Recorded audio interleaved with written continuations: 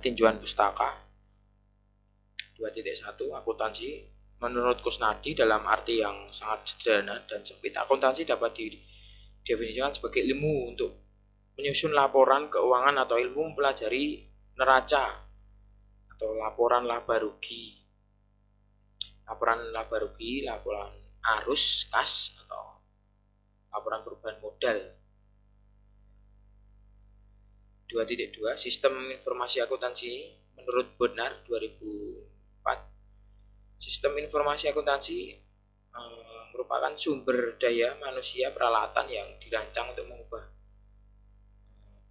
data keuangan dan data lainnya ke dalam informasi. Informasi tersebut dikomunikasikan kepada para pembuat keputusan ya. Sistem informasi akuntansi melakukan hal tersebut entah dengan sistem manual atau sistem terkomputerisasi. 2.3 yaitu koperasi. Koperasi yaitu badan usaha untuk mengorganisasi pemanfaatan dan pendaya gunaan sumber daya ekonomi anggota atas dasar prinsip koperasi atau usaha ekonomi untuk meningkatkan taraf hidup anggota pada khususnya masyarakat daerah. 2.4 Sistem persediaan perpetual. Menurut Rudianto, persediaan perpetual yaitu merupakan metode pengolahan di mana arus masuk dan arus keluar persediaan barang dicatat secara detail. Dalam metode ini, jenis persediaan kartu stok atau yang mencatat secara rinci keluar masuk barang di gudang beserta harga. 2.5 FIFO, First in, First out. Menurut Rudianto, dalam metode ini barang yang masuk dibeli atau diproduksi lebih dahulu akan dikeluarkan, dijual terlebih dahulu. Jadi yang tersisa pada akhir periode adalah barang yang berasal dari pembelian. Contohnya ya, FIFO tadi ya.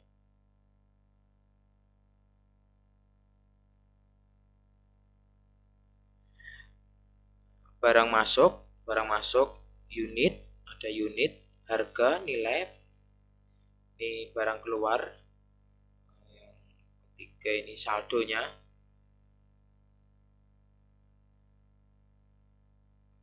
Di persediaan akhir jumlah ya, persediaan akhir. Oke, masuk di 2.6 ya, di web.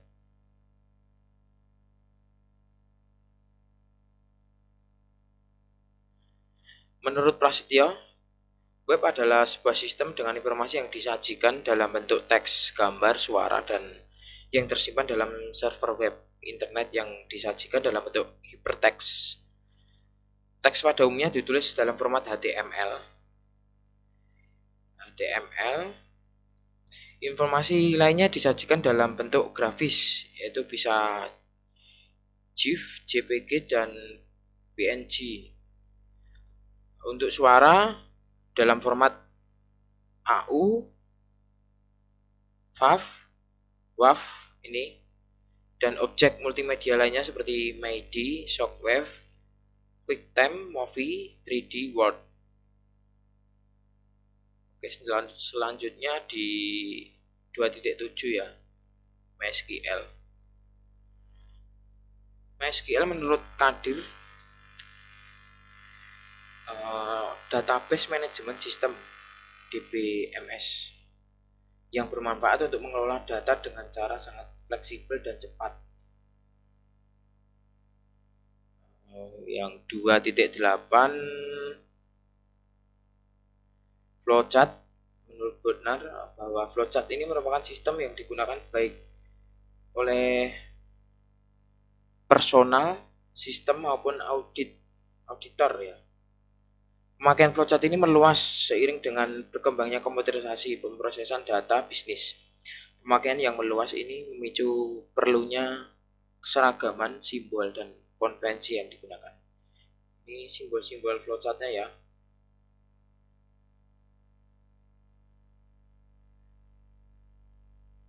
Ini simbol flowchartnya, ada persegi panjang, ada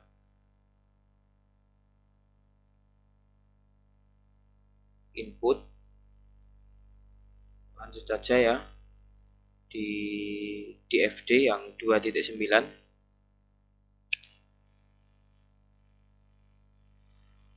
Data flow diagram. Menurut Abdul, DFD merupakan model dari sistem untuk menggambarkan pembagian sistem ke modul yang lebih kecil. Salah satunya dari DFD ini yaitu memudahkan pengguna user pengguna yang berkurang untuk menguasai komputer untuk mengerti sistem yang akan dikerjakan. DFD adalah alat yang cukup populer saat sekarang ini karena dapat mengalurkan data ke dalam sistem dengan terstruktur.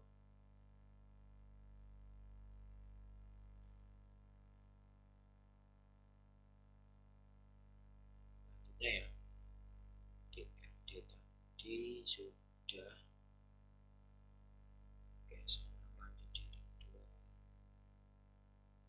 Oh, ini datanya, data DFD-nya ya.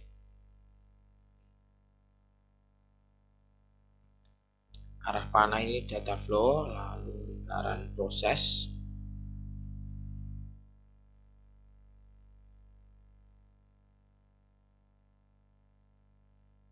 persegi panjang eksternal atau kesatuan luar. Yang ketiga, analisis kebutuhan dan perancangan sistem. Kita masuk di 3.1 analisis sistem berjalan ya. Oke. Analisis sistem berjalan. Proses bisnis persediaan barang.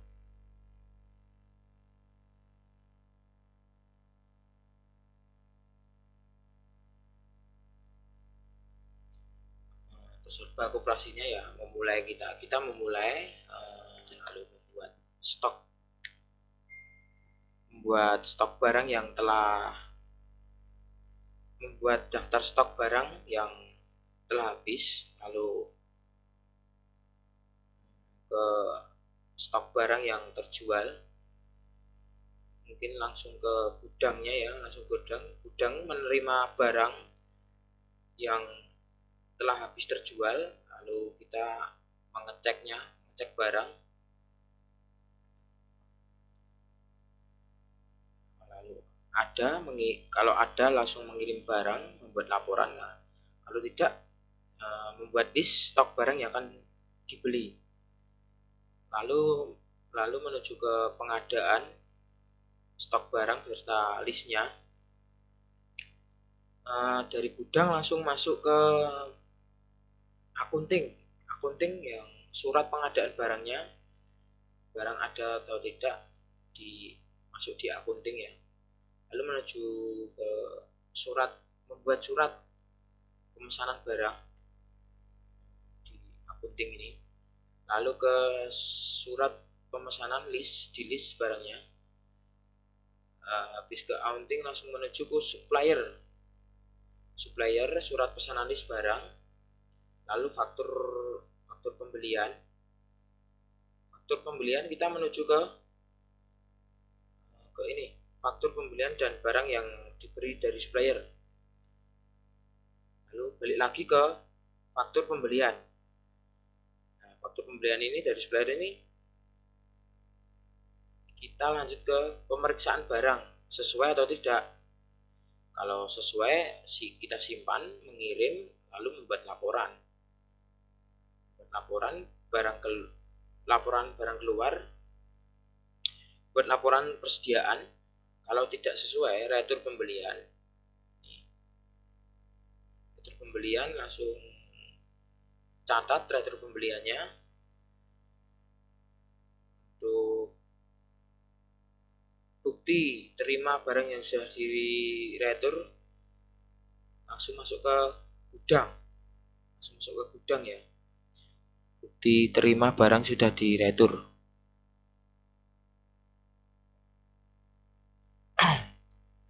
Mungkin cukup itu penjelasan tentang analisis yang sistem berjalan ini ya. perancangan sistem ini.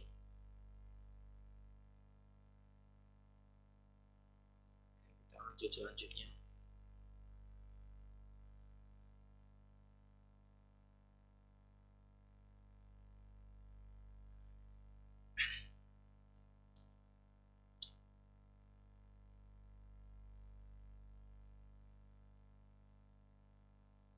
Ini sama ya, ini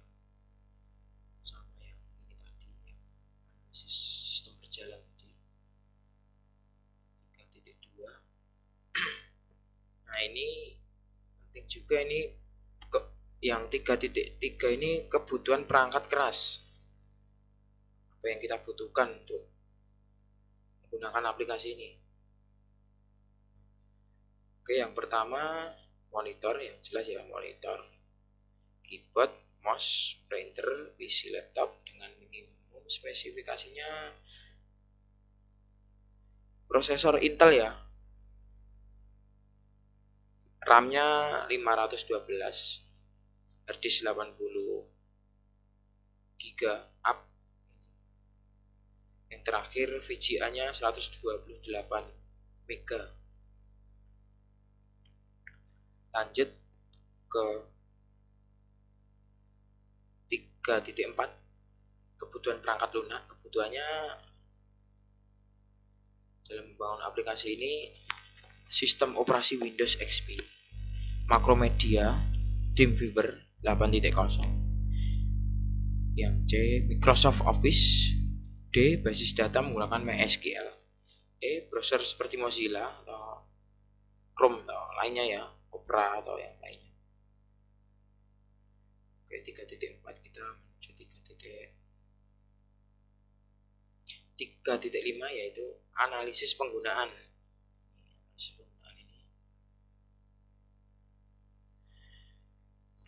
Kolom pertama karyawan gudang. Itu tanggung jawabnya input data jenis barang, data supplier, input data barang masuk, input data barang keluar, update data jenis barang ya, dan barang dan supplier, view data jenis barang, supplier, jurnal, buku besar, kartu persediaan, dan laporan. Ini tugas atau tanggung jawabnya karyawan gudang. Atau hak aksesnya mengelola data jenis barang, supplier barang masuk, barang keluar, dan update data jenis barang. Yang kedua, manajer, yang tanggung jawabnya mereview jurnal, review buku besar, review kartu persediaan, review laporan persediaan. Hak aksesnya mengelola data karyawan gudang, update data karyawan gudang, dan view jurnal, view buku besar, dan review kartu persediaan, review laporan persediaan. Oke, langsung lanjut ke 3.6.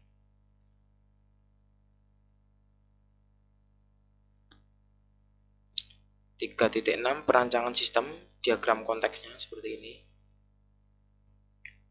Perancangan sistemnya yaitu gudang, aplikasi persediaan, akunting. Saya zoom dulu.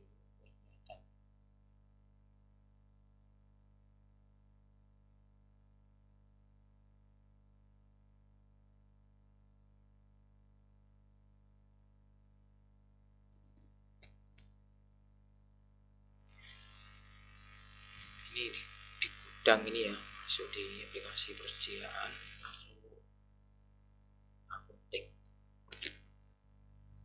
Oke, selanjutnya aja ya. 3.7. 3.7 ini ya diagram juga.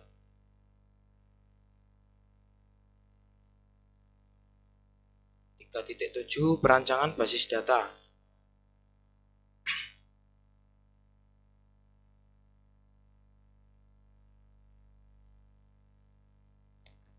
Perancangan basis data ya, ini ID penyimpanan ini masuk di stok ya, harga dan jumlah. ID penyimpanan, harga, jumlah masuk di stok. Lalu memiliki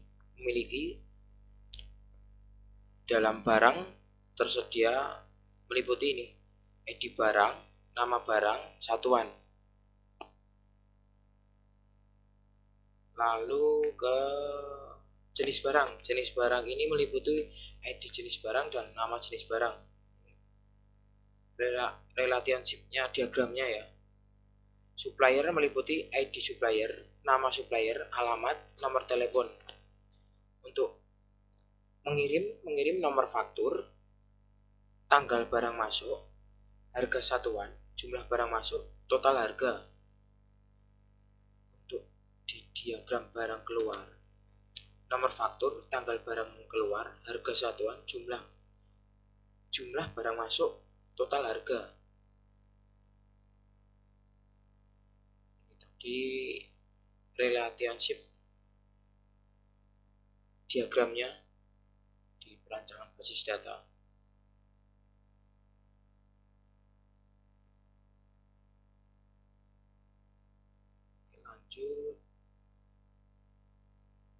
Oke, lanjut ke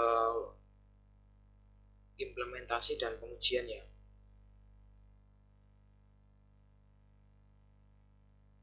Ini 4.1 terjadi transaksi untuk barang Coca-Cola 1,5 liter selama bulan Desember. Tanggal 1 ini saldo awal bulan Desember sebanyak 20 botol. Tanggal 3 mengeluarkan Coca-Cola dari gudang sebanyak 10 botol. Harga ya ini. Harga. Tanggal 7 membeli Coca-Cola dari supplier Aminah sebanyak 20 botol 10.000. Tanggal 14 menerima Coca-Cola dari supplier Ucok sebanyak 15 botol. Harga 9.900. Tanggal 16 mengeluarkan Coca-Cola dari gudang botol sebanyak 20 botol. Langsung lanjut jurnal pertama. Nah, ini ya. Transaksi tanggal 3 Desember. Ini tadi tanggal 3. Ini tanggal 3 mengeluarkan Coca-Cola dari gudang sebanyak 10 botol ya. Oke, jumlah barang keluar ini ya 10 ya. 10. Sisa barangnya 10. Nah, ini pengujian aplikasi. Pengimplementasian. Oke, yang B transaksi tanggal 7 Desember 2011. Barang masuk. Ini tadi yang A tadi barang keluar, ini barang masuk. Barang masuk ya ini. Tanggal 7 ini. Membeli Coca-Cola dari supplier Aminah sebanyak 20 botol. 20 botol. Harga satuannya ini. Harga satuannya 10.000 ya. Ini ya 10.000.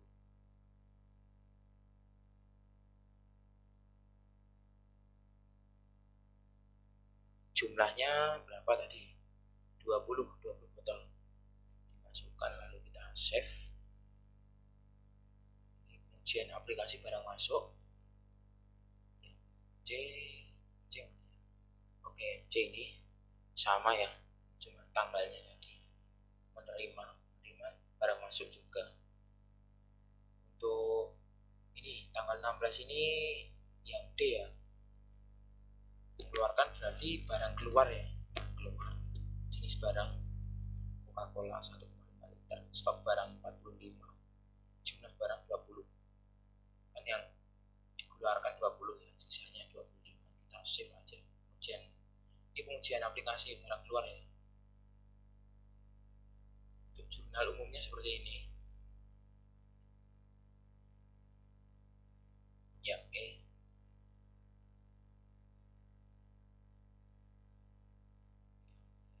tanggalnya ini tadi, nama barangnya Coca-Cola ya, kode perkiraan keterangannya HPP, debitnya ini HPP berjalan barang ya seperti ini. Oke, kita lanjut aja.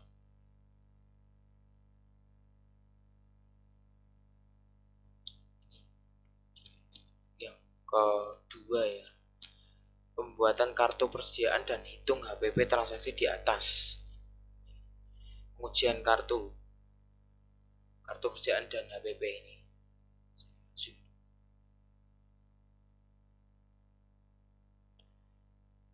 Pengeluaran tanggal 3. Pengeluaran unitnya kosong, harganya kosong, totalnya ini di penambahan ya, di pengeluarnya unitnya 10, harganya 9.800, totalnya ya ini kayak ini 9.800. Untuk persediaan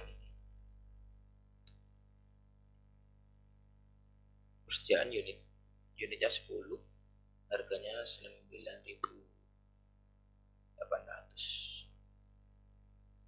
Ini pengeluaran. Kalau untuk pembelian ini seperti ini.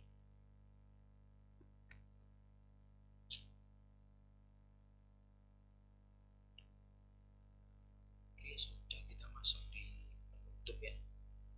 Oke, kesimpulan. Berdasarkan tujuan yang dipaparkan pada bagian pendahuluan, maka diperoleh kesimpulan. 1. Aplikasi pencatatan persediaan barang yang dapat mengurangi kesalahan perhitungan pencatatan persediaan dengan metode FIFO pada pergudangan KPRI teladan.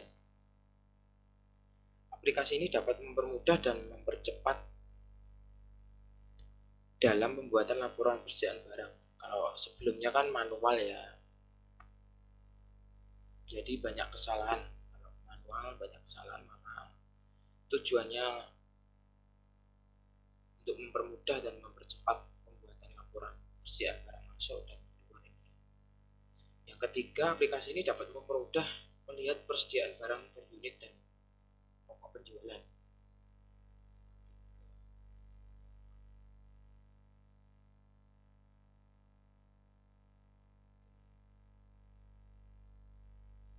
Kita masuk di 5.2 saran. Ada beberapa saran yang perlu ditambahkan dalam aplikasi ini untuk meningkatkan kinerjanya, yaitu mengingat adanya ketidaksesuaian stok barang karena hilang atau proses rusak diperlukan.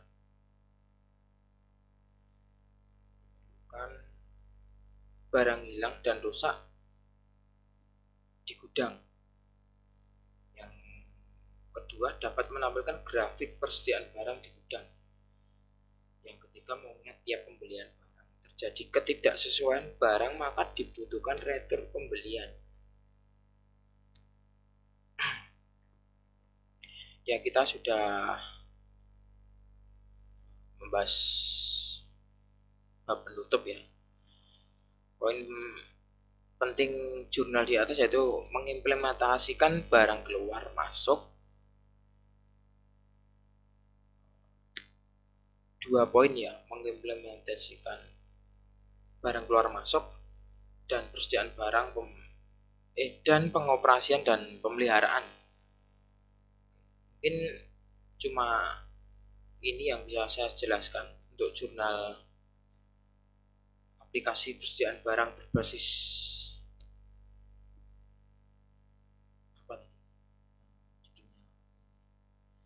aplikasi persediaan barang berbasis web ini.